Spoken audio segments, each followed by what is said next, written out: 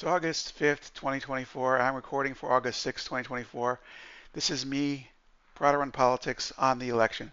I have created this channel some time ago. I created it actually in 2020 to comment on the Biden versus Trump race, and I didn't do much with it. I spent a lot of time working on making visual appealing, making slides that were dramatic, instead of just putting words to electronic paper and making my opinion. So this title of this is 2024 Election Do-Over. So what's happened in the past month and I haven't commented on the election in 6 or 8 weeks. Well, on the 27th of June, I listened to a debate. It was awful. It was just awful. I mean, Trump was horrible, but the contrast was Biden was like a deer in headlights. It was obvious that the reason he had not been seen much in public in unscripted situations because he couldn't concentrate well enough. I saw him lose concentration during sentences. Early in the debate, he lost concentration. He lost his train of thought. He didn't remember what he was talking about. It was awful, and it showed the Democrats they had a problem. Probably a conspiracy as well. They probably had hidden it. They thought they could do a Boris Yeltsin in Russia and hide the obvious inability of Joe Biden to be focused and there all the time. Now, I'm not going to beat on him. I'm not going to try and diagnose him. He obviously showed some quick-wittedness this past Friday when the hostages were released from Russia. When confronted with the Trump allegation that Trump could have made a deal on these hostages that was less costly, his response off the cuff was, "Well, why didn't you do it while he was president?" Take note that the hostages that were returned on Friday, at least one of them was taken hostage during the Trump administration.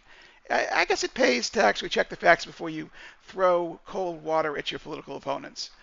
So what's happened since the debate? Well, there was a 3-week Democratic crisis, almost 4 weeks, where obviously the Democratic Party powers that be, Obama, Pelosi mostly, Jeffries in the House, decided that there's no way that Biden can win.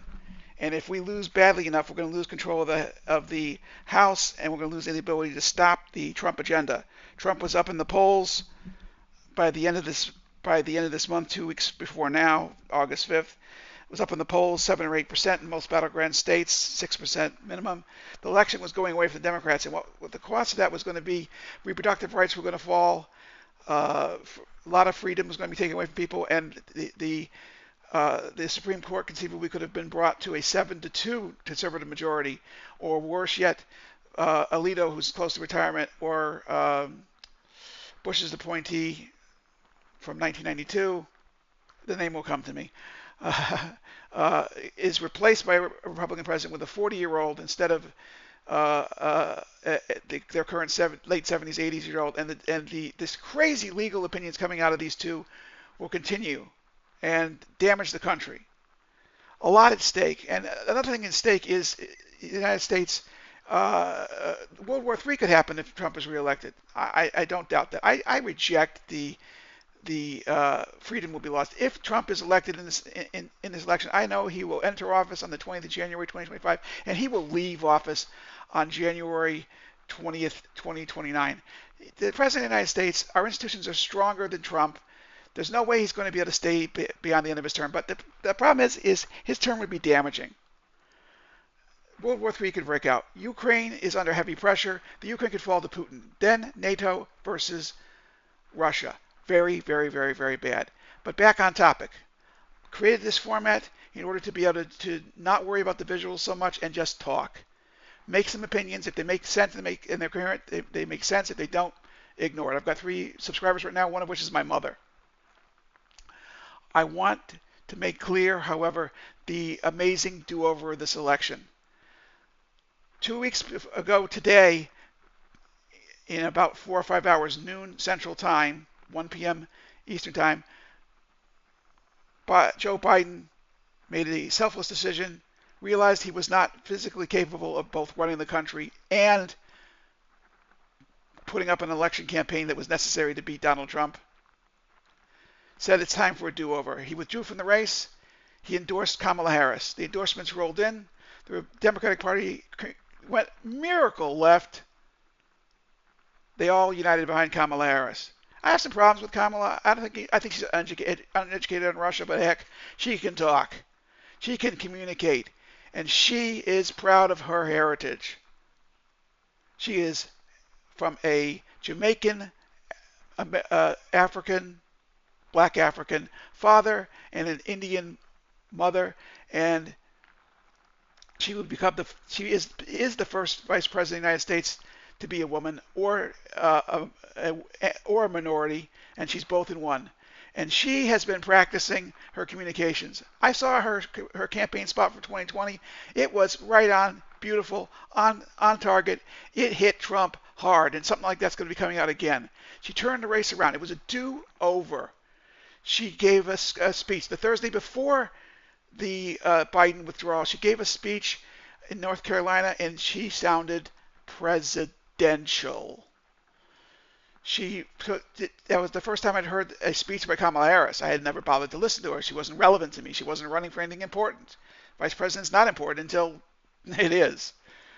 And she did the prosecution. I know Donald Trump. I know his type. Beautiful argument. We're going to hear that for the next 90 days because the election do-over is on. What's happened in these 2 weeks? $300 million has flowed into the Democratic Party coffers. They have more money on hand than the Republicans. They have a message. They have white guys. I'm white guys for Harris. I'm not sure I'm there yet, but I'm definitely not in favor of Trump. I'm not going to vote for Donald Trump because he's narcissistic and crazy, and he proved that on Wednesday when he went into the National Association of Black Journalists and started pushing racial buttons and questioning Kamala Harris's ethnicity. You don't do that. You don't question my Judaism. You don't question Harris's ethnic background. It's well known. It's proven. It's on her birth certificate. She went to a historic black college. She was in a black sorority. There's no question in my mind that she's a member of the minority group that she says she is. And for Trump to question it is racist, and he knows better. He's not that stupid. He's just a narcissist that needed attention. She got 2 weeks of solid attention. What's happened since then? The polls are dead heat equal. North Carolina is on the table, possibly winnable. Georgia is on the table, possibly winnable. Nevada, from 6 points down to possibly winnable. Arizona, from five points down to possibly winnable.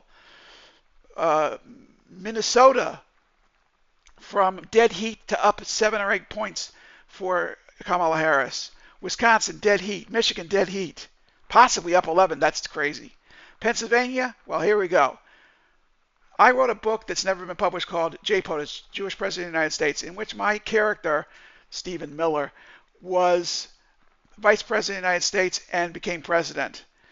He observed the Sabbath. He came into office due to an assassination plot against the president, who was a made-up guy named Johnson.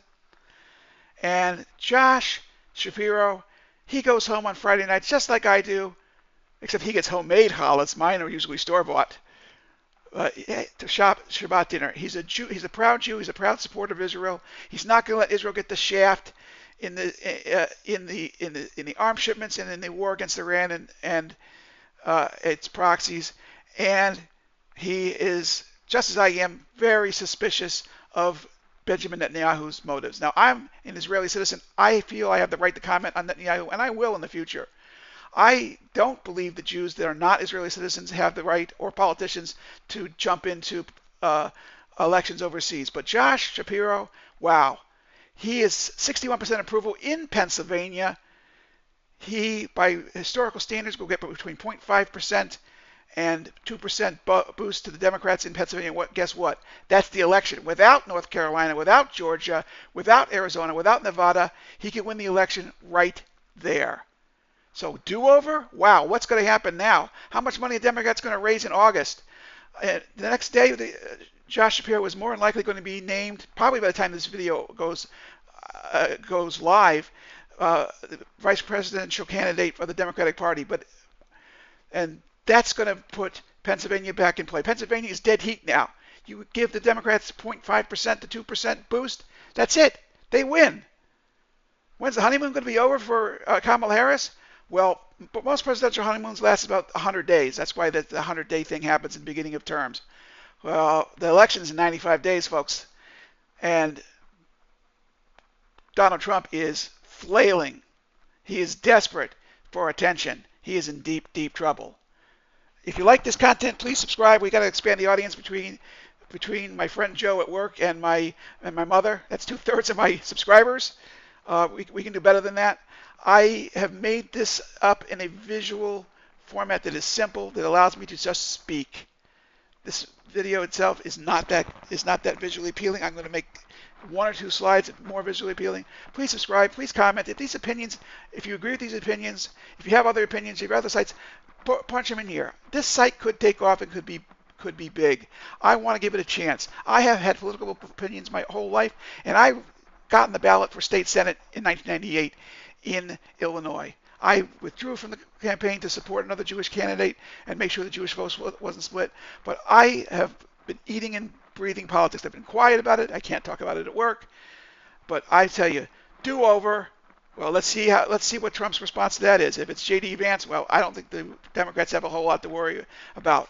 We are still 3 weeks before the convention, and the convention is likely to give a boost. And hopefully the Middle East will stay stable enough so it doesn't take over the news cycle. But either way, I like this do-over, and I think it was handled masterfully. If it was a master plan, it was a conspiracy. It was the best conspiracy ever. Please like, subscribe, share this content. Let's see what we can do to make these mainstream opinions, and let's welcome Kamala Harris to the White House in January 20th, 2025.